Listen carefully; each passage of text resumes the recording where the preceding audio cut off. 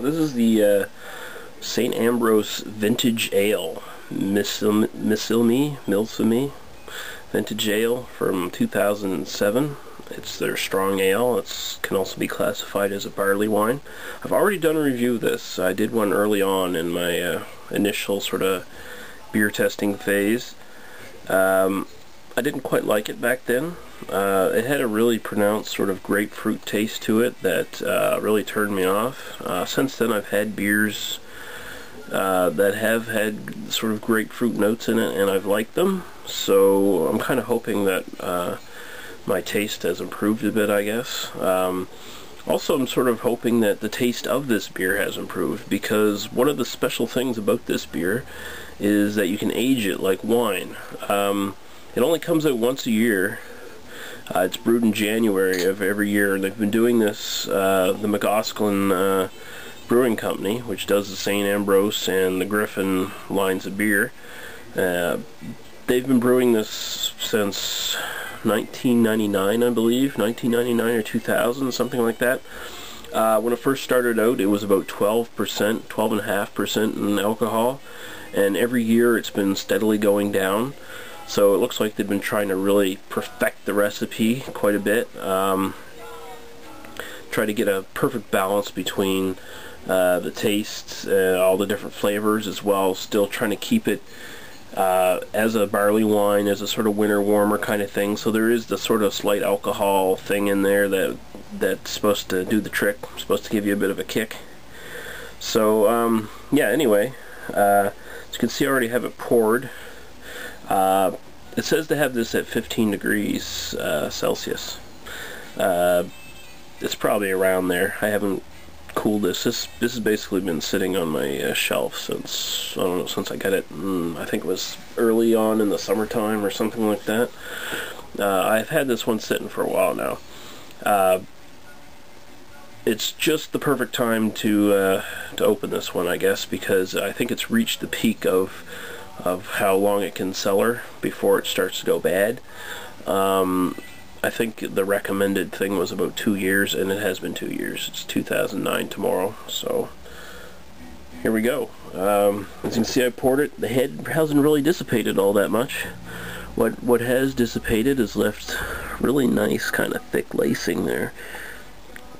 It's an amber color. It looks a bit darker right here on the thing. Probably looks black or even brown, but it actually is just a sort of a really kind of dark amberish color. Okay. This is 8% ABV, by the way. So we're giving it a smell here. Ooh. Okay, right away I think this smells a lot better than when I first gave it a go back in the spring, when I first had my initial try at this. Very sweet, fruity, kind of a candy smell.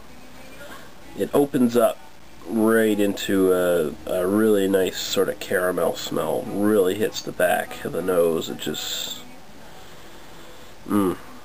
wow, that's nice. I could smell that all day, man. That's beautiful.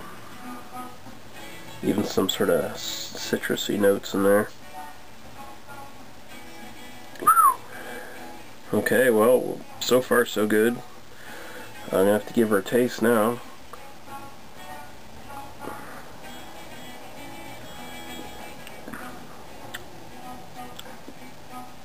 Wow.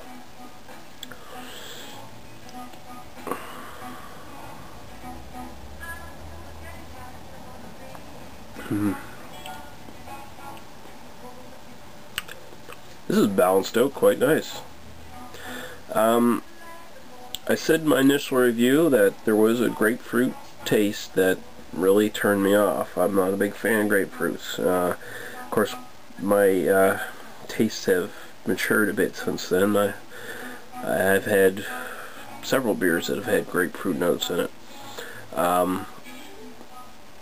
It's still present here,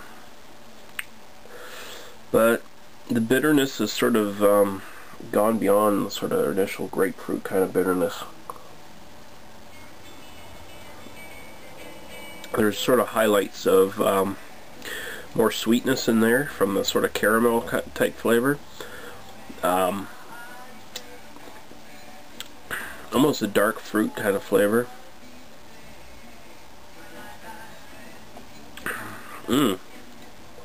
Okay, this is definitely a lot better when I first had it.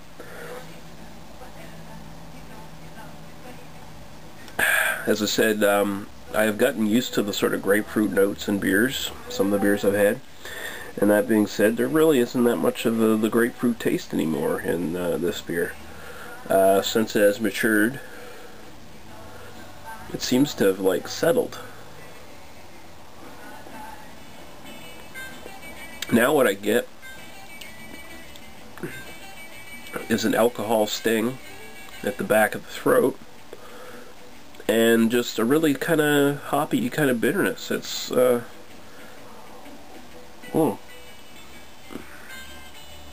and there's all kinds of sweet sort of caramel, sort of candy almost like flavors that sort of stick to the sides of the mouth. And it's warming me up. It definitely has a legitimate winter warmer sort of status. Not spicy like a lot of winter warmer beers or anything like that, but it does, the alcohol does, you can feel it, but it's a nice balance. It's really nice. There's no cloying sweetness that you get sometimes with high alcohol beers. Holy crap. And as I let it sit, look at the lacing on that. Isn't that beautiful? That's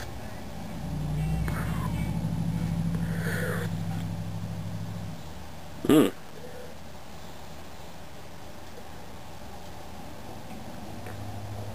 don't think I could have too many of these in a row. Very rich beer though. Oh, wow. Okay, well, I'm quite willing to admit my initial review was a bit wrong. I suppose it was just you know, sort of a novice kind of error, sort of you know, I just sort of wandered into a territory I was probably not ready for. Since then, since many moons ago now,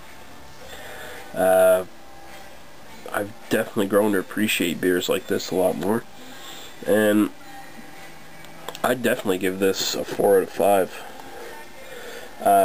It's probably going to be very hard for anyone to ever get their hands on the 2007 version of this ever again, which is sad. Hopefully the 2008 and 9 vintages are just as good, if not better. I've yet to see a 2008 one sitting around anywhere.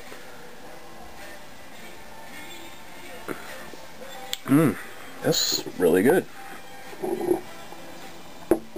So yeah, the McAuslan's St. Ambroise Vintage Ale. It's their strong ale. Their annually brewed strong ale.